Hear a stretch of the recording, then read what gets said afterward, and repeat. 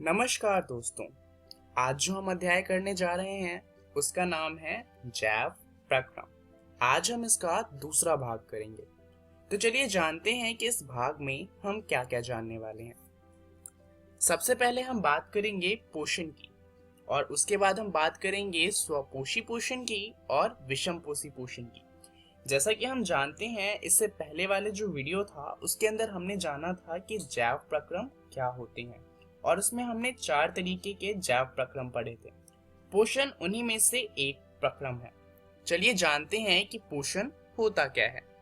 शरीर में क्रम की स्थिति के अनुरक्षण करने के लिए हमें ऊर्जा की आवश्यकता होती है। इसके अलावा वृद्धि, विकास, प्रोटीन संश्लेषण आदि में भी हमें बाहर से पदार्थों की आवश्यकता होती है। अब ये हमें किससे मिलेंगे? ये हमें मिलेंगे हमारे भोजन से। और अगर हम भोजन को नहीं लेंगे तो क्या होगा? हमारे शरीर की वृद्धि, विकास और प्रोटीन संश्लेषण या फिर जो भी चीजें हैं वो होना रुक जाएंगी। और उससे क्या होगा? हमारे शरीर में जितनी भी कोशिकाएं हैं वो सारी की सारी मर जाएंगी और इसी से हमारा जो शरीर होगा वो भी मर जाएगा। तो पोषण एक बहुत ही ज्यादा महत्वपूर्ण प्रक्रम है। तो चलिए जानते हैं कि आखिर इस प्रक्रम में होता क्या है और ये प्रक्रम होता किस तरीके से है। दरअसल पोषण के 2 तरीके होते हैं। एक होता है स्वपोषी पोषण। ये होता है पेड़ पौधों में, क्योंकि ये पेड़ पौधे जो होते हैं वो अपना भोजन स्वयं बना सकते हैं। स्वपोषी पोषण का मतलब ही होता है कि जो अपना भोजन स्वयं बना सके। दूसरा होता है विषमपोषी पोषण। इसमें वो जीव आते हैं जो अपना भोजन स्वयं नहीं बना सकते। तो ये क्या करते हैं? ये स्वपोषी पोषण वाले जो भी जीव होते हैं या तो उन्हें खाते हैं या फिर किसी और दूसरे जीव को खाते हैं अपने भोजन को प्राप्त करने के लिए। तो चलिए जानते हैं स्वपोषी पोषण के बारे में। दरअसल जितने भी हरे पौधे होते हैं वो स्वपोषी होते हैं। क्यों? क्योंकि ये प्रकाश संश्लेषण कर सकते हैं। तो आखिर ये प्रकाश संश्लेषण होता क्या है? दरअसल इसके बारे में हम पहले की कक्षाओं में भी पढ़ चुके हैं। अकार्बनिक यौगिकों से भोजन बनाने की प्रक्रिया को कहा जाता है प्रकाश संश्लेषण। तो चलिए जानते हैं कि आखिर ये होता कैसे है। दरअसल प्रकाश संश्लेषण की कुछ आवश्यकताएं होती हैं, जैसे कि इसे प्रकाश ऊर्जा चाहिए होती है। उसके अलावा प्रकाश संश्लेषण के लिए हमें क्लोरोफिल चाहिए होता है, कार्बन डाइऑक्साइड चाहिए होता है और जल चाहिए होता है। इस प्रक्रिया के दौरान जो ऑक्सीजन गैस होती है उसे एक उप उत्पाद के रूप में निष्कासित किया जाता है। प्रकाश तो हमें सूर्य से मिल जाएगा और जल की बात करें तो पौधों को जल जड़ों की मदद से मिल जाता है। तो बात आती है क्लोरोफिल की और कार्बन डाइऑक्साइड की। चलिए जानते हैं पौधों के पास ये कहां से आते हैं। दरअसल अगर हम कार्बन डाइऑक्साइड की बात करें तो पत्तियों की सतह पर सूक्ष्म छिद्र होते हैं जिन्हें कहा जाता है रंध्र। अब ये जो छिद्र होते हैं, प्रकाश संश्लेषण के लिए गैसों का अधिकांश आदान प्रदान इन्हीं छिद्रों के द्वारा होता है।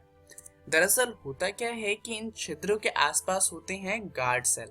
गार्ड सेल में क्या होता है कि जब इनमें पानी जाता है तो ये फूल जाते हैं और ये ओपन हो जाते हैं, जिससे जो गैस होती है वो अंदर जा सकती है और बाहर आ सकती है। परंतु जब इन गार्ड सेल से पानी निकाल लिया जाता है तो ये सिकुड़ जाते हैं और जो छिद्र होता है वो बंद हो जाता है। तो इस तरीके से जो पौधे होते हैं उनके पास कार्बन डाइऑक्साइड गैस आती है। पत्तियों में क्लोरोप्लास्ट होता है जिसमें क्लोरोफिल होता है। तो पौधों को क्लोरोफिल किसी और से लेने की जरूरत नहीं होती, क्योंकि पौधों के पास ये पहले से मौजूद होता है क्लोरोप्लास्ट के अंदर। अब क्लोरोफिल का काम क्या होता है? दरअसल प्रकाश संश्लेषण के लिए क्लोरोफिल बहुत ज्यादा आवश्यक है, बिकॉज ये प्रकाश को सोख लेता है। और क्योंकि प्रकाश को सोख लेता है तो प्रकाश की ऊर्जा की मदद से ये अपना भोजन बना पाता है। तो चलिए जानते हैं कि आखिर इसका समीकरण किस तरीके का है। ये समीकरण बहुत ही ज्यादा महत्वपूर्ण है, तो इसे याद कर लीजिएगा। दरअसल हमने पहले की कक्षाओं में जो समीकरण पढ़ा है वो कुछ इस तरीके का है। जब कार्बन डाइऑक्साइड गैस और जल अभिक्रिया करते हैं क्लोरोफिल और प्रकाश की मौजूदगी में, जो कि हमें सूर्य से मिलता है और क्लोरोफिल पत्तियों के पास होता है, तो हमें मिलता है कार्बोहाइड्रेट और साथ में मिलता है ऑक्सीजन गैस। परंतु ये जो अभिक्रिया है ये पहले की कक्षा के लिए है। अभी के लिए जो आपको अभिक्रिया याद रखनी है वो अभिक्रिया है कि जब 6 कार्बन डाइऑक्साइड गैस के मॉलिक्यूल अभिक्रिया करते हैं 6 जल के मॉलिक्यूल से क्लोरोफिल और प्रकाश की मौजूदगी में, तो हमें मिलता है ग्लूकोज, जिसका सूत्र होता है C6H12O6 और साथ में हमें मिलता है ऑक्सीजन गैस। तो ये जो नीचे वाली समीकरण है आपको अब ये याद रखनी है, क्योंकि दरअसल जो ऊपर वाली समीकरण है वो उतने अच्छे से चीजों को एक्सप्लेन नहीं करती। तो चलिए अब बात करते हैं कि आखिर कार्बोहाइड्रेट से होता क्या है। दरअसल ये जो कार्बोहाइड्रेट हमें इस अभिक्रिया से मिलता है, ये पौधों को ऊर्जा प्रदान करने में प्रयुक्त हो जाता है। परंतु जो पौधे होते हैं वो सारा कार्बोहाइड्रेट एक ही बार में इस्तेमाल नहीं कर लेते। दरअसल वो कुछ कार्बोहाइड्रेट को इकट्ठा करके भी रख लेते हैं, क्योंकि हम जानते हैं कि रात के समय प्रकाश संश्लेषण नहीं हो सकता, परंतु पौधों को ऊर्जा तो रात के समय भी चाहिए। तो जो कार्बोहाइड्रेट तुरंत प्रयुक्त नहीं होते हैं उन्हें मंड यानी कि स्टार्च के रूप में संचित कर लिया जाता है। इसी तरीके से जो हमारा शरीर है, हमारे शरीर में भी जो ऊर्जा इस्तेमाल नहीं होती उसे इकट्ठा किया जाता है ग्लाइकोजन के रूप में। चलिए अब बात करते हैं विषमपोषी जीवों के बारे में कि आखिर विषमपोषी जो पोषण होता है वो किस तरीके से होता है। विषमपोषी जीव स्वपोषी जीव पर प्रत्यक्ष या अप्रत्यक्ष रूप से निर्भर करता है। अब ये एक बहुत बड़ी बात है, क्योंकि इसका मतलब ये है कि अगर स्वपोषी जीव खत्म हो जाते हैं तो जो विषमपोषी जीव है वो भी खत्म हो जाएंगे, क्योंकि वो प्रत्यक्ष या अप्रत्यक्ष रूप से स्वपोषी जीव पर निर्भर करते हैं। इसका मतलब ये है कि अगर पृथ्वी से सारे पेड़ हटा दिए जाएं तो इस पृथ्वी पर जितना भी जीवन है वो सारा का सारा खत्म हो जाएगा। अब हम ये तो जानते हैं कि हम पौधों से अपना खाना प्राप्त करते हैं, जैसे कि चावल, गेहूं, ये सब हमें पौधों से मिलता है। पर कोई कह सकता है कि हम तो बकरियों को भी खाते हैं, पर बकरियों तो पौधों पे नहीं उगती, इसका मतलब हम बकरियों को खाकर जीवित रह सकते हैं।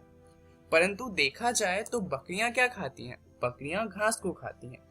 तो हम किसी भी चीज को खाएं वो या तो हम सीधा पौधों से लेंगे, या हो सकता है हम किसी और जीव को खाएं जो उन्हें पौधों से ले रहा हो। तो एट द एंड जितनी भी चीजें होती हैं वो सब हमें पौधों से ही मिलती है, और इसलिए जो विषमपोषी जीव होते हैं वो स्वपोषी जीव के बिना जीवित नहीं रह सकते। विषमपोषी जीव जटिल यौगिकों को सरल यौगिकों के रूप में तोड़ते हैं और ऊर्जा प्राप्त करने के लिए उनका उपभोग करते हैं। दरअसल ये जो विषमपोषी पोषण होता है ये होता है 3 तरह का। एक होता है मृतोपजीवी, दूसरा होता है परजीवी और तीसरा होता है होलोजोइक पोषण। मृतोपजीवी वो जीव होते हैं जो सड़ चुके जीवों से अपना भोजन प्राप्त करते हैं। उदाहरण के लिए फफूंदी, यीस्ट, मशरूम इत्यादि। अगर परजीवी की बात करी जाए तो ये वो जीव होते हैं जो पौधे और जंतुओं को बिना मारे उनसे पोषण प्राप्त करते हैं। उदाहरण के लिए जूं, जोक इत्यादि इसके उदाहरण हो जाते हैं। अब बात करते हैं होलोजोइक पोषण की, जो मनुष्य के अंदर होता है।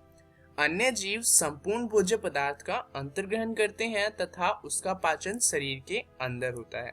उदाहरण के लिए मनुष्य, जानवर इसके उदाहरण हो जाते हैं। अब अगर हम अमीबा में पोषण की बात करें तो अमीबा एक कोशिकीय जीव है।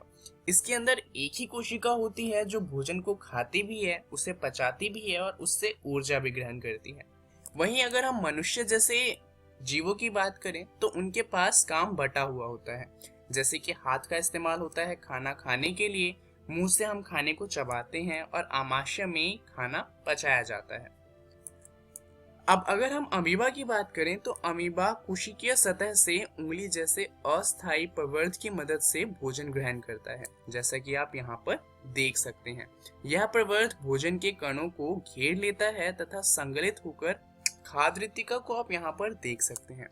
खाद्य रिक्तिका के अंदर जटिल पदार्थों का विघटन सरल पदार्थों में किया जाता है और वे कोशिका द्रव्य में विस्तृत हो जाते हैं, और इस तरीके से अमीबा का पोषण पूरा होता है। तो चलिए जानते हैं इस वीडियो में हमने क्या क्या सीखा। हमने बात करी पोषण की, जहां पर हमने 2 तरीके के पोषण जाने, जो थे स्वपोषी पोषण और विषमपोषी पोषण।